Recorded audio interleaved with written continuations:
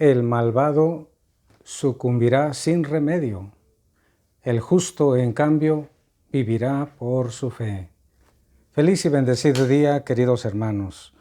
Vamos a escuchar la liturgia de la palabra de Dios de hoy, sábado 8 de agosto. Del libro del profeta Habacuc, primer capítulo. ¿No eres tú, Señor, desde siempre, mi santo Dios, que no muere? Tú, Señor, has escogido al pueblo caldeo para hacer justicia y lo has establecido para castigar.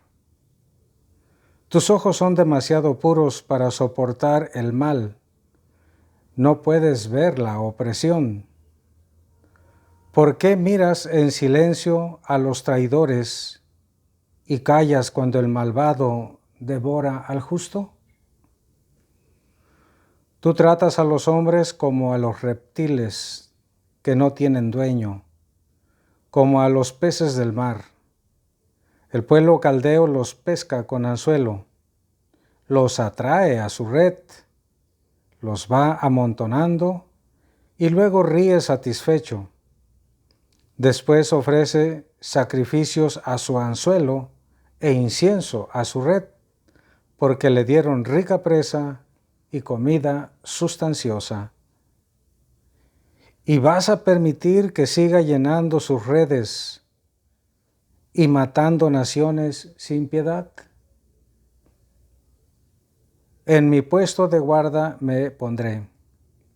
Me apostaré en la muralla para ver qué me dice el Señor y qué responde a mi reclamación. El Señor me respondió y me dijo: escribe la visión que te he manifestado, ponla clara en tablillas para que pueda leerse de recorrido. Es todavía una visión de algo lejano, pero que viene corriendo y no fallará. Si se tarda, espéralo, pues llegará sin falta.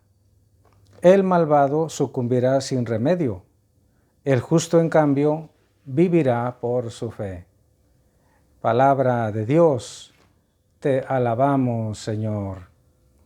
El profeta Habacuc, hermanos, de quien hemos escuchado esta primera lectura, es uno de los 12 profetas menores. Es contemporáneo a los profetas Nahum, el segundo Isaías y al profeta Jeremías. Ellos coincidían en anunciarle al pueblo que si no se arrepentían, iban a padecer el destierro, que iba a ser destruida la ciudad de Jerusalén y el templo mismo. Más insiste Isaías y Jeremías, pero el profeta Habacuc nos presenta una novedad antes no escuchada. Se atreve a pedirle cuentas a Dios, cuenta de su gobierno y del mundo. Es cierto, dice, que escoges a los caldeos para castigar a tu pueblo, pero ellos se han ensañado también con tu pueblo. Y entonces le hace una serie de preguntas. ¿Por qué miras en silencio a los traidores y te quedas callado cuando el malvado devora al justo? Es como una pregunta permanente a lo largo de la historia. ¿Por qué Dios no interviene cuando los asesinos y los ladrones actúan impunemente y de manera abierta y descarada? ¿Por qué el Señor no contesta? Y continúa. ¿Y vas a permitir que los caldeos sigan llenando sus redes, matando a naciones sin piedad? Ellos ríen satisfechos y hasta utilizando una metáfora dice, con el anzuelo atrapan peces, con la red también atrapan peces y después ofrecen honor, culto, incienso al anzuelo y a sus redes como si eso les hubiera dado la ganancia. El Señor, hermanos, le permite a su profeta entablar este diálogo. El profeta no es un prepotente, el profeta no es un soberbio, está inspirado por el Espíritu Santo y Dios permite que este hombre en su naturaleza le exprese lo que siente por dentro, como le puede suceder a muchas personas. ¿Por qué, Señor, a nosotros nos ha tocado padecer siempre la pobreza? ¿Por qué me ha tocado padecer X persona cercana quizás a la familia? ¿Por qué a mí? ¿Por qué yo que creo en ti, que hago mi oración, que elevo a ti mis súplicas? ¿Por qué? Y la respuesta del Señor viene: ponla claro en tablillas. Es una visión que es a futuro. Viene corriendo. Si se tarda, espéralo, porque va a llegar sin falta. Al final, el malvado sucumbirá por su culpa, sin remedio, pero el justo vivirá por la fe. Es decir, al último de la historia, el destino del malvado y del justo es completamente distinto.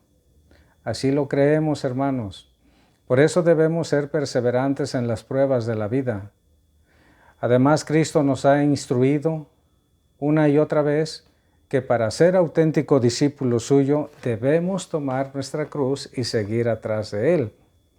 Cristo no nos promete en esta vida vernos o librarnos de todo tipo de pruebas, de sufrimientos o de angustias. Nos advierte que así como Él, nuestro Maestro, va a padecer y a sufrir, y de hecho padeció, sufrió y murió, también sus discípulos van a probar el sufrimiento, pero serán solamente pruebas transitorias. El mal no es para siempre, el mal no es eterno para los discípulos de Cristo. El mal tiene un límite y tiene carácter de prueba y de purificación. Esperemos por eso, queridos hermanos, hacia el final de nuestra vida, la recompensa que merecen los perseverantes, los fieles al Señor, como dice aquí: tú, el justo, vivirás por tu fe. Del Santo Evangelio según San Mateo. Gloria a ti, Señor. Es el capítulo 17, hermanos. Escuchemos. En aquel tiempo, al llegar Jesús a donde estaba la multitud, se le acercó un hombre que se puso de rodillas y le dijo: Señor, ten compasión de mi hijo. Le dan terribles ataques. Unas veces se cae en la lumbre y otras muchas en el agua. Se lo traje a tus discípulos, pero no han podido curarlo. Entonces Jesús exclamó: ¿hasta cuándo estaré con esta gente incrédula y perversa? ¿Hasta cuándo tendré que aguantarla? Tráiganme aquí al muchacho. Jesús ordenó al demonio que saliera del muchacho, y desde ese momento éste quedó sano. Después, al quedarse solos con Jesús, los discípulos le preguntaron: ¿por qué nosotros no pudimos echar fuera a ese demonio? Les respondió Jesús: porque les falta fe. Pues yo les aseguro que si ustedes tuvieran fe al menos del tamaño de una semilla de mostaza, podrían decirle a este monte: trasládate de aquí para allá, y el monte se trasladaría. Entonces nada sería imposible para ustedes. Palabra del Señor. Gloria a ti, Señor Jesús. Cristo, hermanos, había subido con 3 de sus apóstoles al monte el día de la transfiguración, cuando su rostro se puso hermosamente resplandeciente como el sol, sus vestiduras resplandecientes como la nieve, con una blancura que nadie puede lograr sobre la tierra. Solamente le habían acompañado Pedro, Santiago y Juan. Los demás apóstoles se habían quedado allí en la llanura que rodea precisamente al monte Tabor, lugar conocido tradicionalmente como el sitio de la transfiguración de nuestro Señor Jesucristo. Cuando bajaron, se encontraron con que había una multitud de personas en torno a los otros 9 apóstoles que se habían quedado abajo. Y estaban en una discusión, pero apenas llegó Jesús, un hombre corrió a arrodillarse ante él y le suplica: Señor, ten compasión de mi hijo. Está endemoniado, lo avienta al agua, lo avienta al fuego, ya no sé qué hacer. Hermanos, qué bonita decisión la de este padre de familia. Lo mejor es precisamente acudir con quien todo lo puede y quien tanto nos ama, Cristo, el Hijo de Dios. Por eso, estimado papá, estimada mamá, ve ante Cristo y dile: Señor, te pido por mi hijo. Señor, te pido por mi hija, te pido por mi familia, por mi esposo, mi esposa, mis padres, por quien sea. Esa siempre será la mejor opción en la vida. Llevar a nuestros enfermos, llegar a los que sufren ante el Señor Jesús. Se lo traje a tus discípulos, pero no han podido hacer nada. Los apóstoles ya habían intentado expulsar al demonio de este muchacho y no habían podido.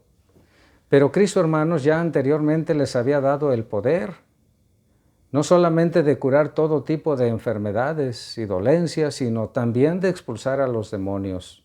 Y ya lo habían hecho antes, ¿por qué ahora no podían? ¿Se les habrá subido la soberbia? ¿Habrán creído que ahora sí ya el poder lo tenían absolutamente asegurado independientemente de la fe? Entonces, cuando Cristo escuchó decir a este hombre: se lo traje a tus discípulos, pero no lo han podido curar, decepcionado, el Señor exclamó: ¿hasta cuándo estaré con esta gente incrédula y perversa? ¿Hasta cuándo tendré que soportarlos? No lo está diciendo de toda la gente que estaba allí, presente, rodeando la escena. Lo dice directamente por los 9 discípulos, los 9 apóstoles que se habían quedado. Hermanos, Cristo se puede decepcionar de nosotros precisamente por la carencia de fe. La fe es una condición necesaria, no olvidemos jamás, absolutamente necesaria es la fe para agradar a Dios. Sin fe no podemos agradar a Dios. Miren, si quieren lean, por ejemplo, el capítulo número 11 de la carta a los Hebreos, donde ahí el autor sagrado hace una exposición alabando, magnificando a muchos personajes del pasado que por su fe fueron completamente agradables a los ojos de Dios. Busquemos que Dios nos mire con agrado. Busquemos que cuando Dios se fije en nosotros haya una sonrisa en sus labios por nuestra fe, por nuestra caridad. Pero la fe no solamente es necesaria para agradar a Dios y ser felices en este mundo, a pesar de las dificultades, ser felices, sino también y sobre todo, la fe, hermanos, es completamente necesaria para obtener la salvación. ¿Y a qué otra cosa más importante podríamos aspirar sino a salvarnos? A ver, ¿qué otra cosa? No, la salvación es el bien supremo al que debemos aspirar. Para la salvación el Señor nos creó y nos redimió. Por eso, busquemos la fe. El Señor ordena al demonio que salga de ese muchacho e inmediatamente quedó curado.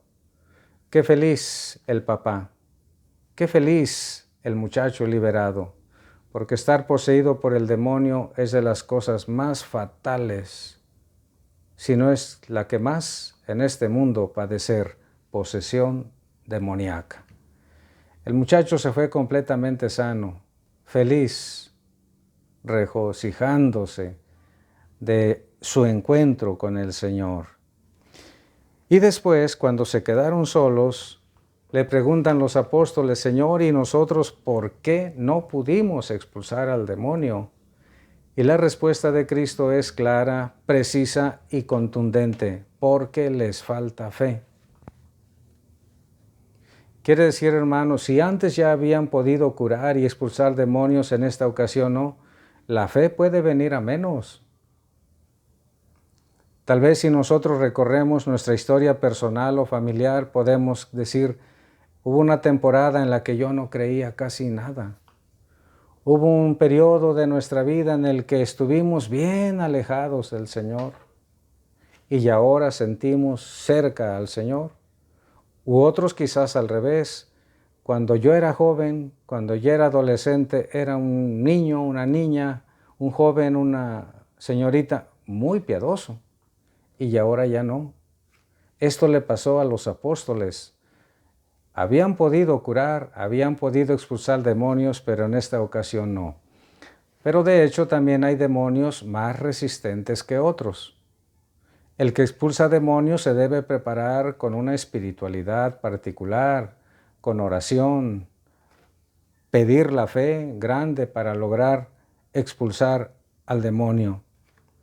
Y Cristo concluye: yo les aseguro que si ustedes tuvieran la fe del tamaño siquiera de una semillita de mostaza, podrían decirle a ese monte: quítate de aquí, vete para allá, y lo haría.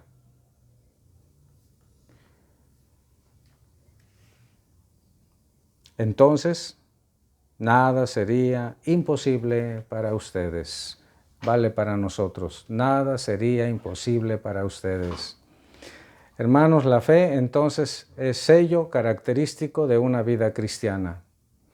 Una vida cristiana sin fe, pues no merece el título de cristiana.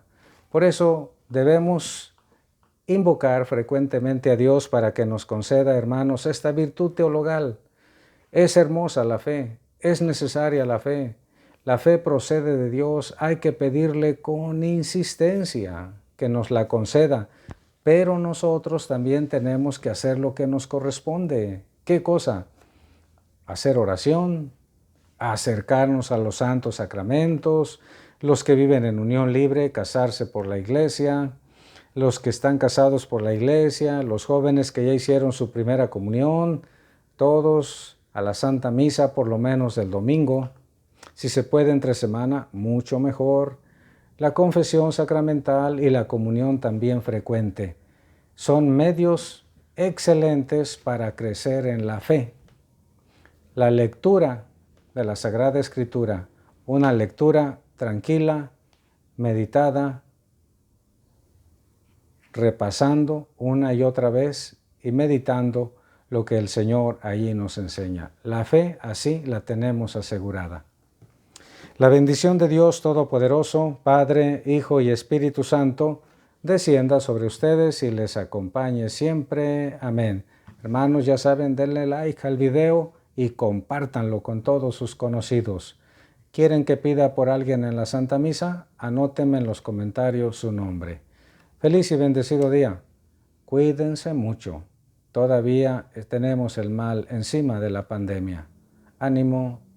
Felicidades a todos.